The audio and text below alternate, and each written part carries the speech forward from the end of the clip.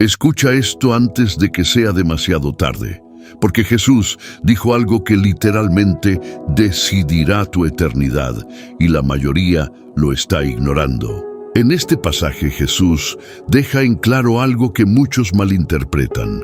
Él no vino la primera vez para condenarte, para señalarte, ni para destruirte. Vino a salvarte, a rescatarte del pecado, de la culpa y de la condenación eterna.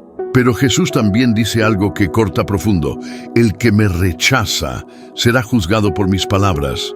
¿Qué significa? Que el mensaje de Jesús, su enseñanza, su llamado al arrepentimiento, su invitación a creer, no es una opinión más, es la verdad eterna del Padre. Cuando alguien escucha a Jesús y lo rechaza, no está despreciando un consejo, está rechazando la verdad que Dios mismo habló. Jesús dice, yo no hablo por mi cuenta. El Padre me dio lo que debía decir y su mandamiento es vida eterna.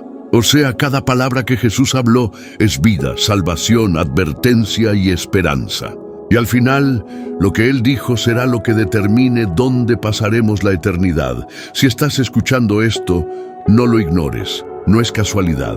Dios está hablándote hoy, igual que habló a través de Jesús. Recibe su palabra, crea en Él y dale tu vida, porque lo que hoy decides determina tu eternidad.